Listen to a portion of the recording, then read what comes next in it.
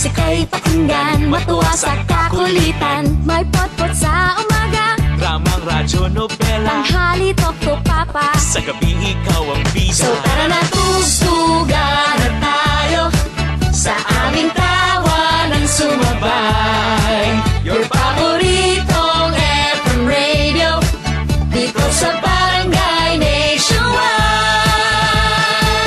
Ang radyo ay i-on, And know what's going on. ang musika'y pakinggan, matuwa sa kakulitan. Kung hanap mo ay partner, Wanted sweetheart forever, lahat ng programs namin ay hahanap-hanap. So tara na tugtugan na tayo, sa aming tawanan sumabay.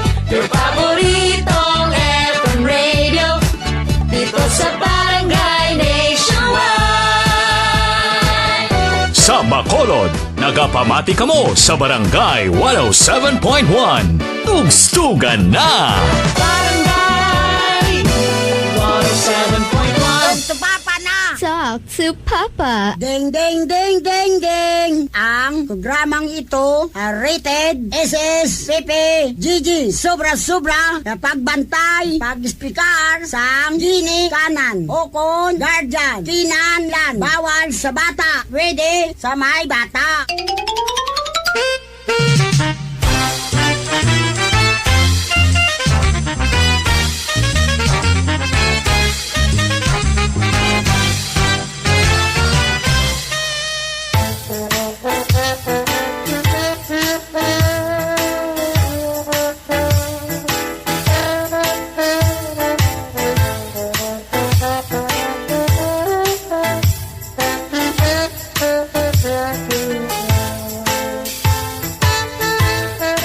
Tugstugan na tawanan Sa barangay ka ginapamatian. Barangay 107.1. mga kabarangay. Ako si Papa Jano. Ako naman si Papa Moy. Papa Jello. Ay, syempre mga kabarangay, sige po niniyang Talk to Papa! Woo!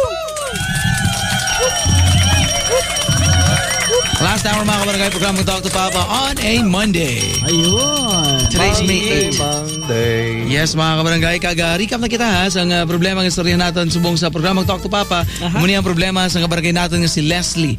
23 years old, isa ka single mother sa iyang bata, but before actually mga kabarangay, hindi na siya single mom. Kaya nag-upod ini sila sang tatay sang baby. Baby niya mga kabarangay. O galing, yung bulagan ini siya ni Leslie sa rason nga hindi pa si Leslie ready nga mag-settle down. Yun.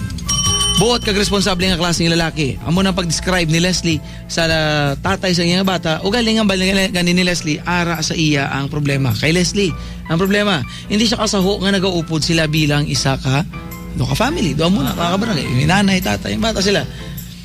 Apang ang lalaki ngini, sige sa gihapon niya sa pagkakato sa balay kay Leslie. Siguro sa parents niya nga balay. Nga nabisita siya kagang ilang nga bata. Doon nagapanguliyag ko na balahaw. Kasi gyapon pa dayon. Oo, ginahambal naman si Leslie sa iyang parents ng mga siguro mga auto diyan sa family niya nga gaan tsansa. Galing doon hindi gid ko na feel ni Leslie nga mo sina. Wala mo kuno problema sa lalaki, sa liwat ara siya ang problema. O gani mapangkot niya ano kuno himuon niya para makumbinsi niya ang self niya nga mag-upod na sila bilang isa ka family. Barangay linya sa telepono bukas 7082524. Mag-text ka mo sa mga text line namon 0939299768 kag 0927-0272578. Kag mga kabarangay, ang aton nga Facebook fanpage Barangay 107.1 Bacolod. Kag gina-pa-shoutout ni Dale Jolben Basa Baslot sa aton nga live stream. Gina-pa-shoutout dyan ko no si Janet Janet Galit kanit ba?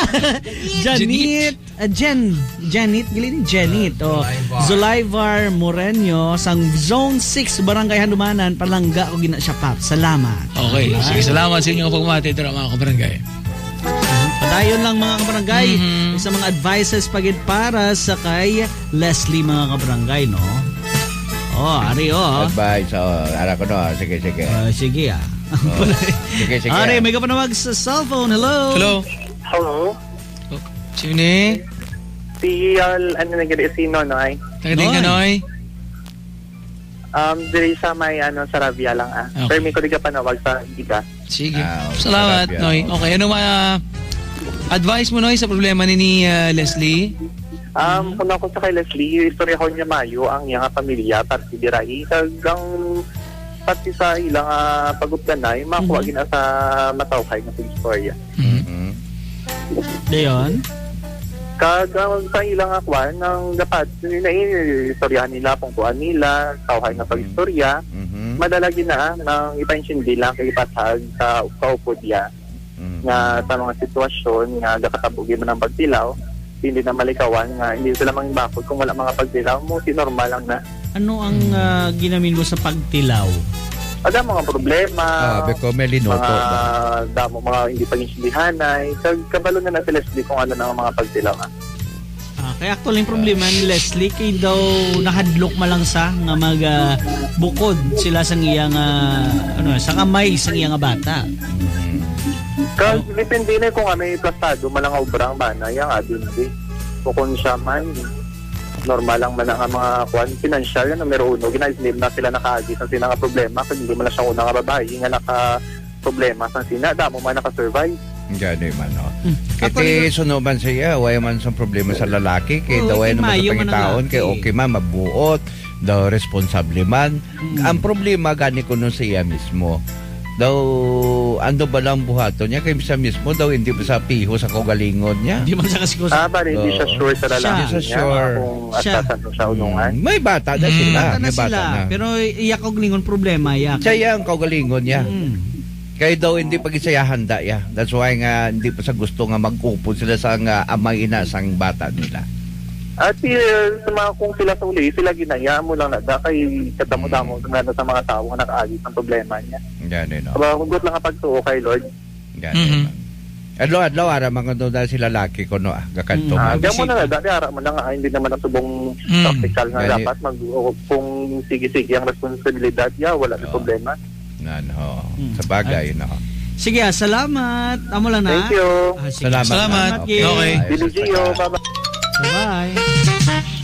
Oy, salamat sa mga wow, grabe ka damo sa mga nag-like. Pila na 94,000. Grabe naman ka mo. Diyos ko, nakakatakot kay to. Salamat sa mga nag-bisita sa atong Facebook live stream sa Barangay 107.1 Bacolod. Kadamo sa mga nag-like ka, kag pusuan. Kag may gahahaha. Oo. Hahaha. Okay mga kabarangay, padayon ba sa aton nga mga may announcement kita ang Vista Alegre Elementary School invites all stakeholders to join in 2017 Brigada Eskwela on May 15 to 20, 2017. This project enjoins various volunteers in the community to gather together and do minor and major repairs and even donate or sponsor areas of the school. This year's theme utters isang DepEd, isang pamayanan, isang bayanihan para sa handa at ligtas na paaralan. Vista Alegre Elementary School, where simple beginnings lead to the realization of great dreams. Gahigot akong dila.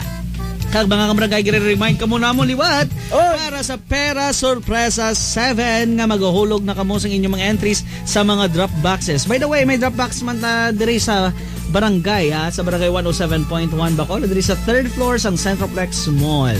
Saka lang mo na sa may anong ginasakyan nila gani? Escalator nga magulang plus ang calculator daw. Yeah, doon ang refrigerator. Mga kabarangay, hingagaw sa paghulog samtang medyo layo-layo pagamay ang mga pila pa lang kadlaw before sa aton nga deadline of entries for week 2. Hi kay Bibi Maldita. Hi, Bibi. Ano sino nga sa mangon mo? Ha? Jenny? Jelly. Maldita madasa, di ba? Siya lang.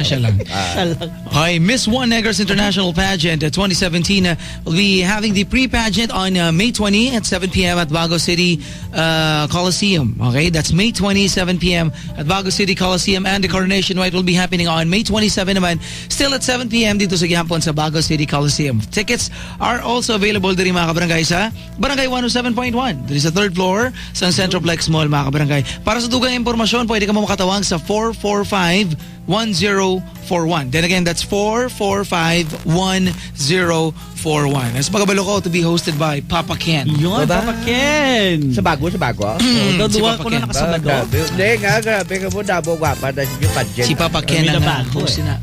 Kaya sama ko na nining ko. Ay, pa-shoutout lang muna si Manuel Ski Batuon Lagunero sa CCNR Purified Drinking Water. Kaga ano na ginaman? Hindi kong basahan masyado. Okay, anyways mga kabarangay, panubalik pa Ang programang Talk to Papa. We'll take a short break, we'll take a short music break, tapos mag-commercial kami. Kaya sa pabalik naman mga kabarangay advices, gikan sa inyo mga papa, mga pabida, kagangaton nga revelasyon sa Talk to Papa. Ayun, Yes, mga kabarangay, on a Monday. Yeah. Sige, pang po ninyo mga papa. Ako si Papa Jano. Ako si Papa Moy. Papa Jello. Tugstugan at tawanan. Sa barangay nga ginapamatian. Barangay 107.1. Tugstugan na!